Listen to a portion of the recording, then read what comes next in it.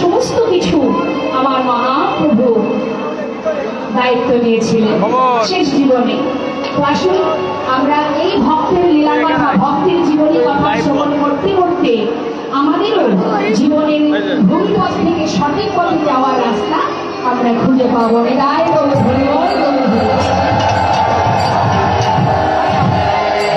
চলে যাব আমরা ছোট করে একটা পদের মধ্যে দিয়ে আমরা গৌরী চৈতন্যের স্মরণ করবো, তারপরে লীলায় চলে যাবো। কেমন?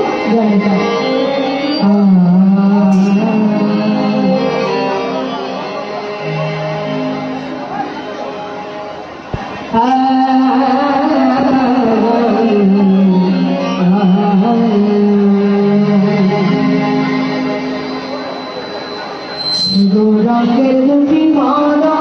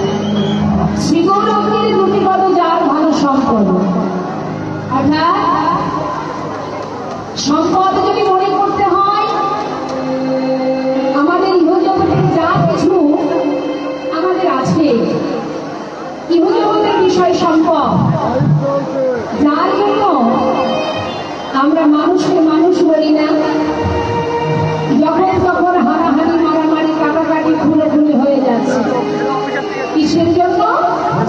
ইহজগতের সম্পদের জন্য। এই জগতের যে সম্পদ, যার জন্য তোমার গোড়াডিগুলো ফুরিয়ে যাচ্ছে আমার আমার করতে করতে, একবারও ভেবে দেখেছ সত্যি কি সেগুলো তোমার? সত্যি কি তোমার? তুমি যখন চলে যাবে নিয়ে যেতে পারবে? পারবে না। তাহলে তোমার কি আছে? সবই তো রেখে চলে যাবে। তাহলে এত অহংকার কিসের? যেটা তোমার নয় তার জন্য অহংকার করে লাভ কি? আমার 4টে বাড়ি আছে, 10টা গাড়ি আছে, আমার এই আছে ওই আছে, লাভ আছে বলে কিছুই নেই তোমার। তাহলে কৃষ্ণ মহাজন বললেন, আছে মা, যে ঠিকানাটা নিয়ে তুমি ঘুরে বেড়াচ্ছ এটা কি তোমার? মায়েরা, আপনার বাড়ি কোথায়? আপনার বাড়ি কোথায়?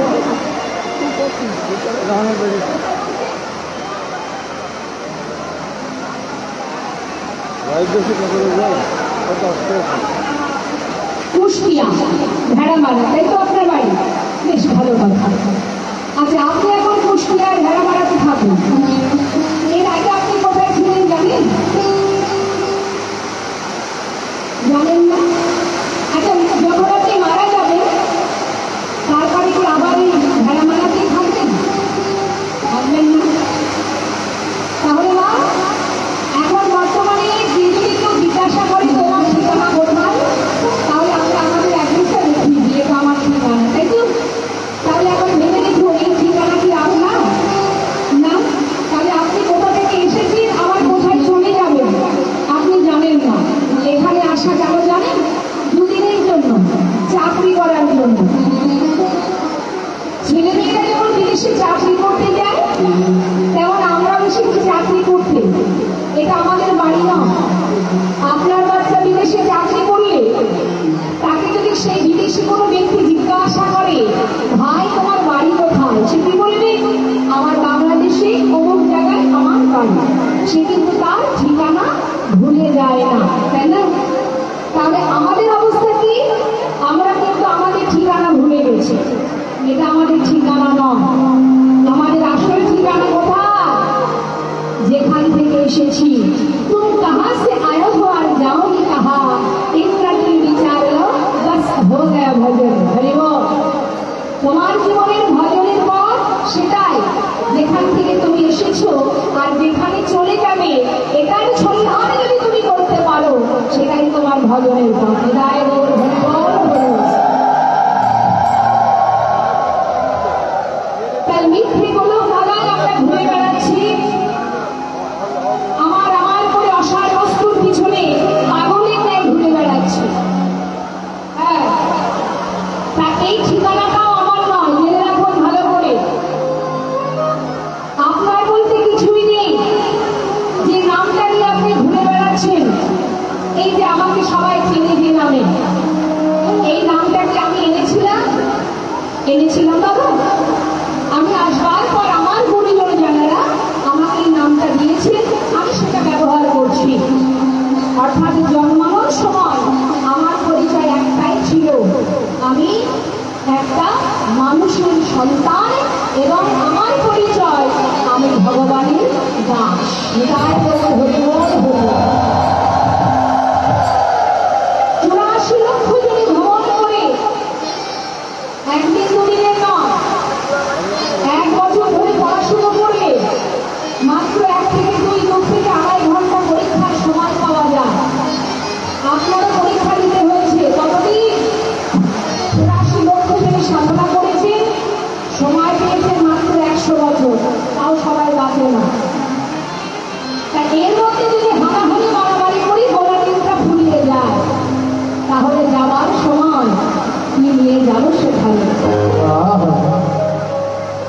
আছে আমার নিজের মধ্যে কি আছে, সবই যদি থাকবে এই দেহটা এটাও আমার নয়।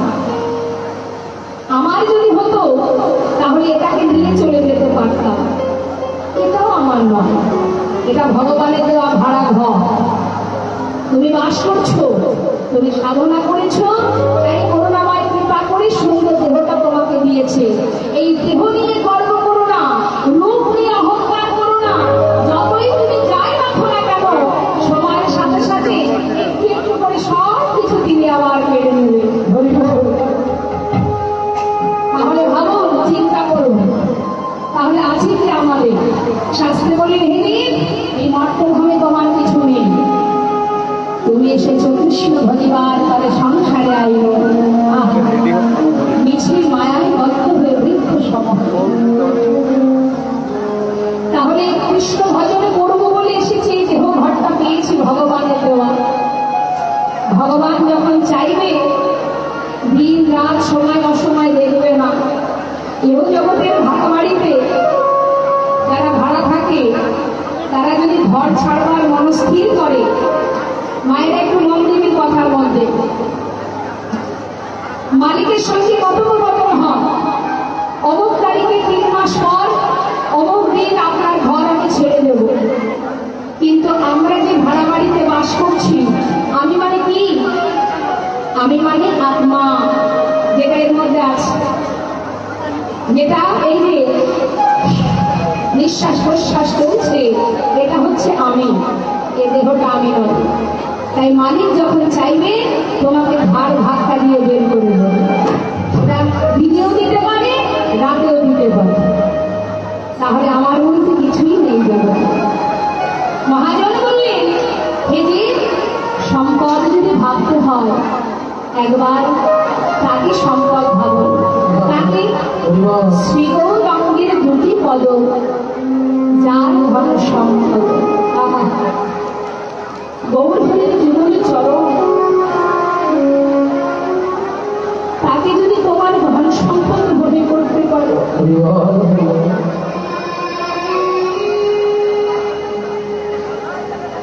বিশ্বাস করলে তাকে করা যায় যে সুখে দুঃখে, যে ভালো মন্দে সর্বক্ষণ তোমার কাছে আছে।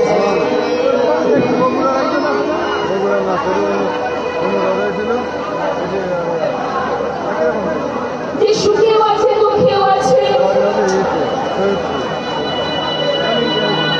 ইহজগতের সংসার জীবনে তুমি যত সময় করতে পারবে, দিতে পারবে, আশেপাশে অনেক বন্ধু খুঁজে পাবে, যেদিন দিতে পারবে না সেদিন এই সমাজ, এই মায়া আর মোহ কেউ তোমার ভালোবাসবে না। কিন্তু যাকে না দিলেও সে ভালোবাসে, সে তোমার দুঃখেও থাকবে, সুখেও থাকবে, সে তো তোমার আপনজন। ভালোবাসে তাকে ভালোবাসো, যাকে না ডাকলেও সে তোমার কাছে থাকবে, ছায়ার মতো তোমার মাথার উপরে তিনি আছেন।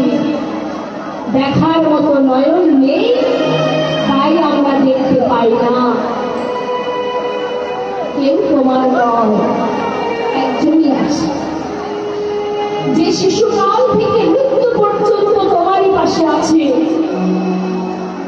যিনি দেখেছিলেন, যিনি জেনেছিলেন, তিনি সর্বস্ব পরিত্যাগ করে আপন জনার সন্ধানে চলে গেছে।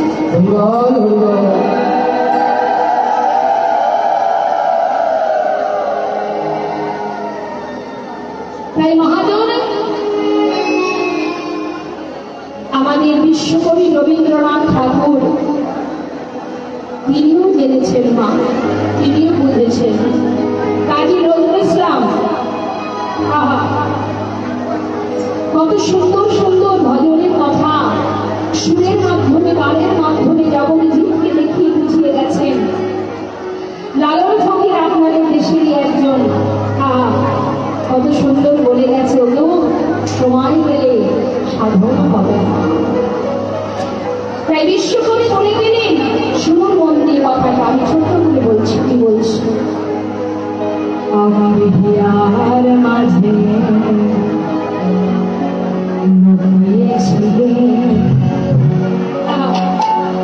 তুমি এখানে আছো আর আমি তোমায় চারিধারে খুঁজে বেড়াচ্ছি, সর্বক্ষণ আমার কাছে আছো, কিন্তু আমি তোমাকে দেখতে পাচ্ছি আমার হিয়ার মাঝে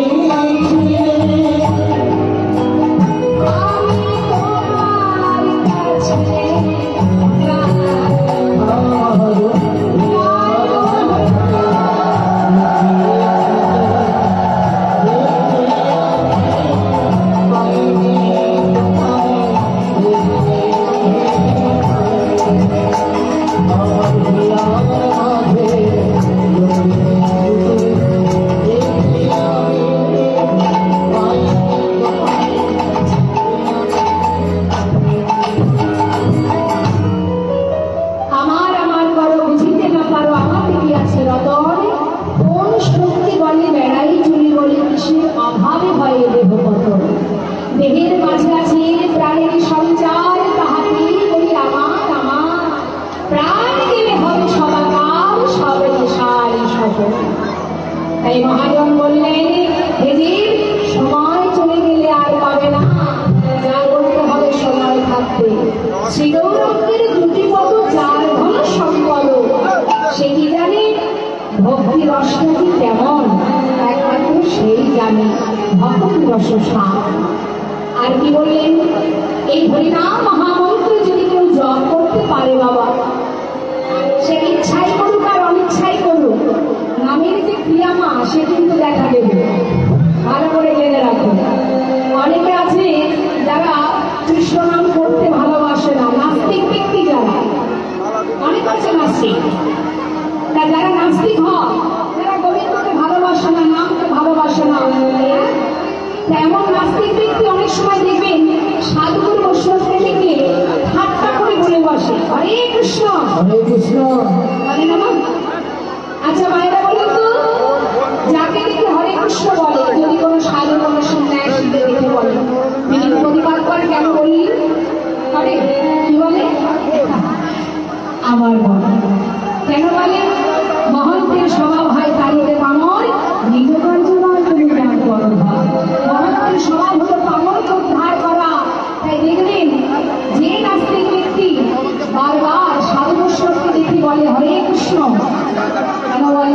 ওই যে বেশটা করা আছে না, বেশটাকে একটু ব্যঙ্গ করছে, কিন্তু ব্যঙ্গ করলেও শাস্ত্রী বললেন কৃষ্ণ গালি দিতে যদি কেউ করে কৃষ্ণ নাম উচ্চারণ, সেই সে নাম হয় তার মুক্তির কারণ। তাই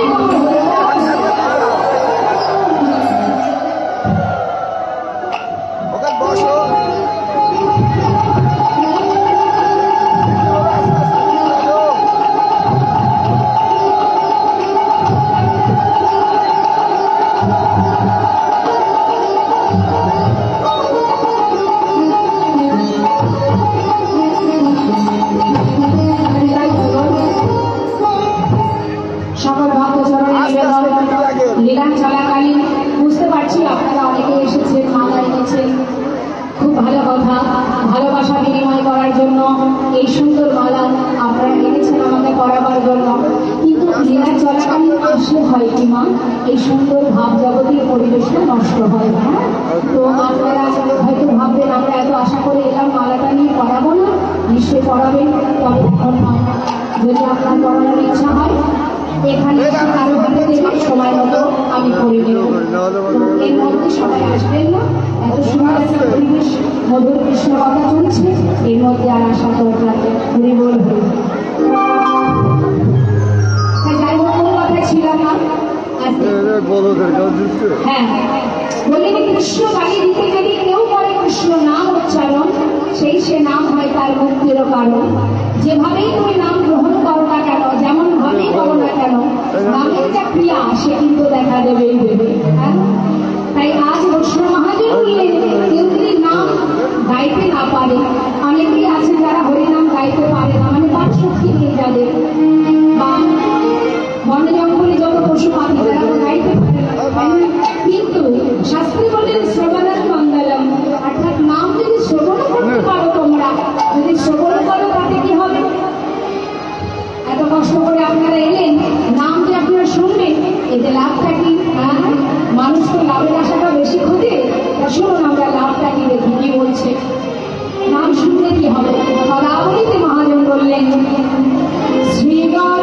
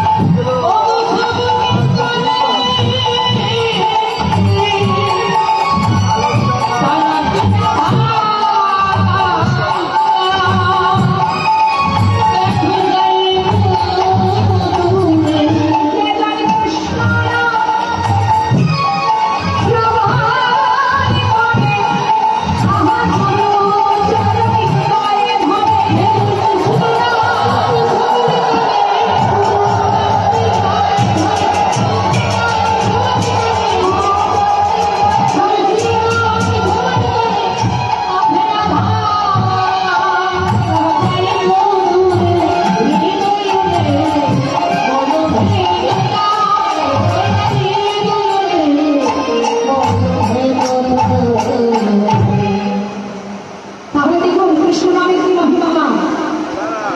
নাম যদি কেউ শ্রবণ করে তার অজ্ঞানতার অন্ধকার দূরীভূত হয়। আমরা কিন্তু প্রত্যেকে জ্ঞান শূন্য হয়ে সকলে অজ্ঞান হয়ে পড়ে আছি। এই জ্ঞানের আলো প্রকাশ ঘটায় এই অমৃত কথা, হরি কথা, এই হরিনাম।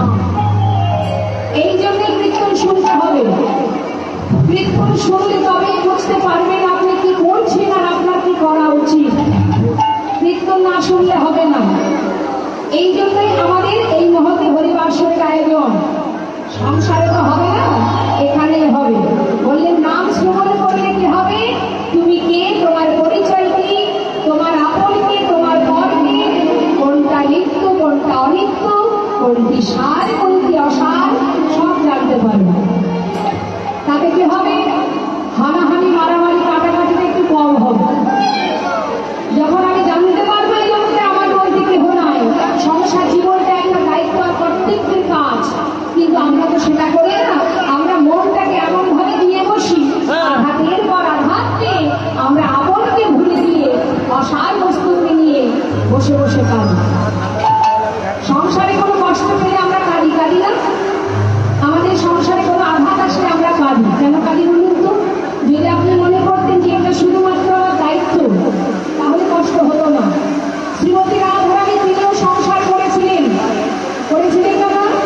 আয়ানের ধরনী হয়ে সংসারে রান্না করেছে, কর্ম করেছে, কিন্তু মনটা তার কোথায় ছিল? কৃষ্ণের কাছে। তাই মহাজন বললেন তোমরাও সংসার করছো করো, কিন্তু মনটা দিয়ে দাও গোবিন্দ চরণে। তাই তাহলে কি হবে? এত কষ্ট হবে না। তার একটা প্রমাণ একটু ছোট করে বলি শুনি। শ্রীধাম নবদ্বীপে আজকে কথা নয় মা, শিবাসনে মহাপ্রভু সদা সর্বদাই ভক্তগণকে হরিনাম কীর্তন করেন। এখন প্রতিদিনের তাই প্রভু যখন হরিনামে মত্ত, শিবাসের স্ত্রী মালিনী প্রভু সেবা ভক্ত সেবার জন্য নানাবিধ আয়োজন করছে, ব্যঞ্জন রন্ধন হচ্ছে। প্রভু সেবা দেখে ভক্ত সেবার আয়োজন হয়েছে, রান্না বান্না হচ্ছে। হঠাৎ তার একমাত্র সন্তান সে মারা গেল। ভগবানের লীলা, গৌর হরির কেমন পরীক্ষা। যখন সন্তান মারা গেছে, আমরা তো মায়াজি, সন্তান মারা গেলে সন্তানকে দুটি করে নিয়ে আমরা চিৎকার করে হাওমা করে কাঁদি, মালিনীও তাই কাঁদছে। সেই কান্না শুনতে পেল তার স্বামী অর্থাৎ শ্রীবাস পণ্ডিত। শুনতে পেয়ে মহাপ্রভুকে নিয়ে যে ঘরে হরিনাম করছিলেন, হঠাৎ গৌর হরিকে দেখে ছুটতে ছুটতে পাশের ঘরে মালিনীর কাছে। মালিনী, কি হয়েছে তোমার? কাঁদছো কেন? স্বামী, আমাদের একমাত্র সন্তান একটু আগে মারা গেছে। শ্রীবাস পণ্ডিত বলছে মালিনী, আমার সন্তান মারা গেছে? হ্যাঁ, বলো না স্বামী, স্বয়ং মহাপ্রভু যখন আমারই ঘরে, তাহলে আমার ঘরে এমন অপরিয়া কেন হল? আমার একমাত্র সন্তান কেন প্রভু ফিরে দিলেন তাকে? তুমি বলো স্বামী, বলো কেন এমন অঘটন ঘটল, কেন এমন অবর্তন হল? মালিনীর কান্না শুনে শ্রীবাস পণ্ডিত বলে উঠলেন, শোনো মালিনী, শান্ত হও, কেঁদো না। যার যতটুকু সময় থাকার কথা সে তো সেইটুকু সময় থাকবে, তাকে ধরে রাখার ক্ষমতা আমাদের কারোরই নেই। কিন্তু মালিনী, তোমার সৌভাগ্য এটাই, আমাদের সন্তান যখন চলে গেল সেই সময় মহাপ্রভু আমারই ঘরে ঘরে নাম করছে।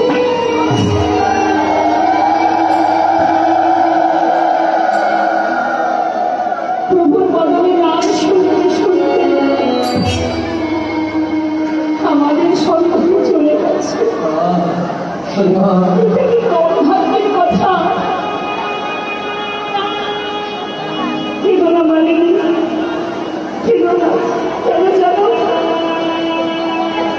পাশের ঘরে প্রভু হরিনাম করছে। তোমার কান্না যদি তার মনে পৌঁছায়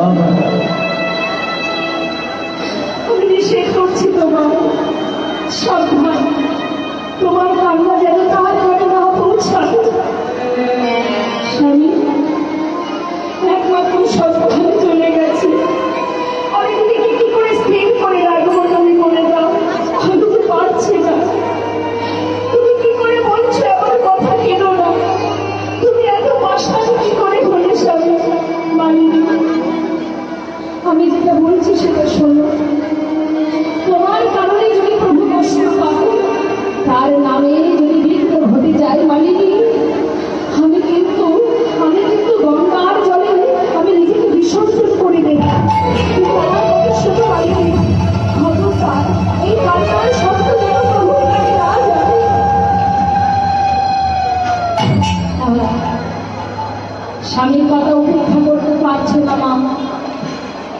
সন্তান মৃত সন্তানকে কোলে করে নিয়ে বসে বসে কাঁদছে পাশের ঘর। কাছে প্রভু শুনতে পাই, তাই ধীরে ধীরে কাছে ফুপিয়ে ফুপিয়ে। এদিকে শ্রীবাস পণ্ডিত মালিনীকে এই কথা বলে ধীরে ধীরে আবার গৌরধনের পাশে এসে প্রভু নামের মধ্যে ডুবে আছে দেখে চিন্তা করছে, আমি যদি দাঁড়িয়ে থাকি তাহলে আমার মৃত সন্তানের কথা মনে পড়ে যাবে না। শ্রীবাস পণ্ডিত নিজেকে নামের মধ্যে ডুবিয়ে রাখেন। অনেক সুখে ভক্ত রামকে নিয়ে প্রভু নাম গাইছে। হরে কৃষ্ণ হরে কৃষ্ণ কৃষ্ণ কৃষ্ণ হরে হরে হরে রাম হরে রাম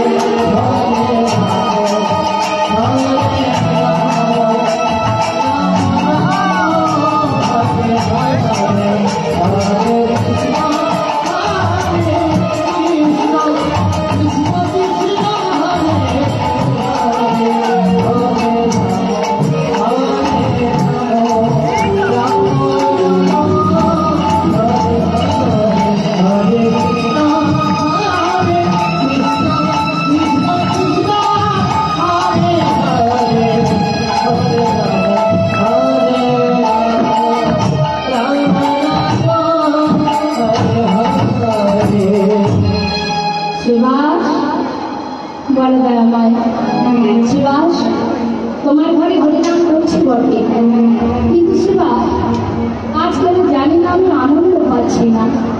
আচ্ছা শ্রীবাস, বলতে পারো আমি কেন আনন্দ পাচ্ছি না?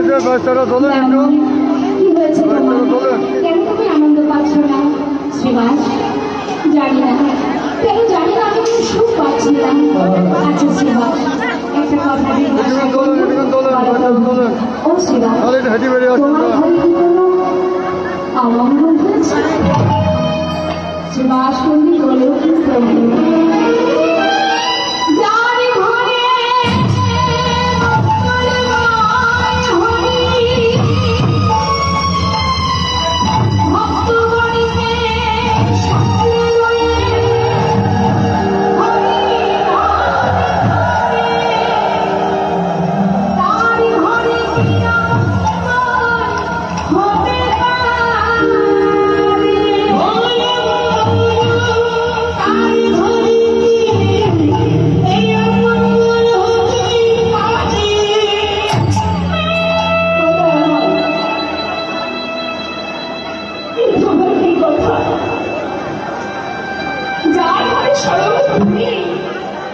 সেখানে কি অমঙ্গল হতে পারে? পাশে এক ভক্ত বলছে, জানো গৌরহরি, শ্রীবাসের একমাত্র সন্তান একটু আগে মারা গেছে। শ্রীবাস, তোমার পুত্র মারা গেছে।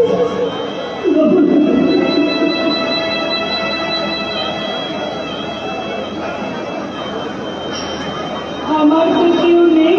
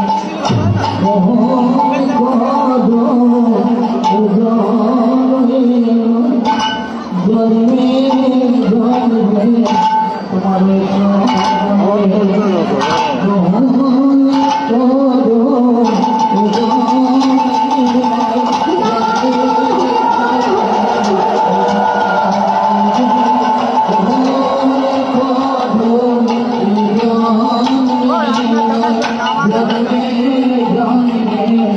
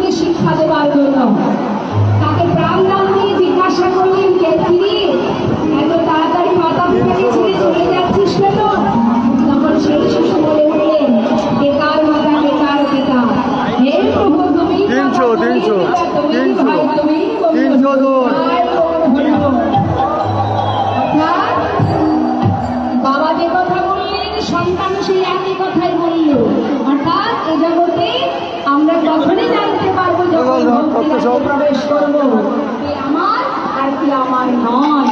এই হরিনাম সাধন করলে আমাদের অজ্ঞানতা অন্ধকার দূর হয়ে যায়। আর এবার আমরা যাবো বাবা, আমরা শুধু নাম যদি কেউ গাইতে পারে সে কি হবে? মহাদেব যদি কেউ হরিনাম করতে পারে সে কি পাবে? তাই হৃদয় মাঝে কৃষ্ণ প্রেমের উদয় হয়।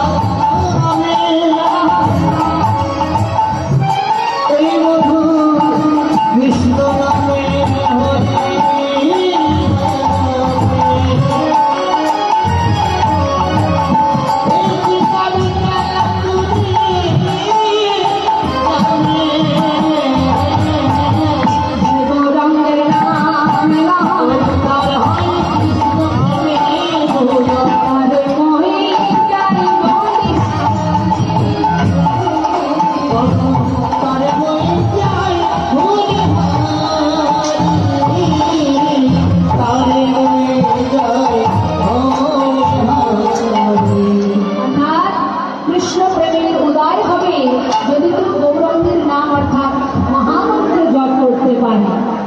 এবার আসলে আমরা শুধু গৌর হরি কথা কেন তার ভক্ত যারা আছে তাদেরকে স্মরণ করতে করতে এবার আমরা চলে যাব। যে মহাজনের কথা বলি আমরা শ্রবণ করলাম না, এই মহাজনের নিবাস কোথায়? এই বাংলাদেশে। এটা আপনাদের গর্ব, এটা আপনাদের অহংকার। এই বাংলাদেশেই সর্বপ্রথম কীর্তনের সৃষ্টি হয়।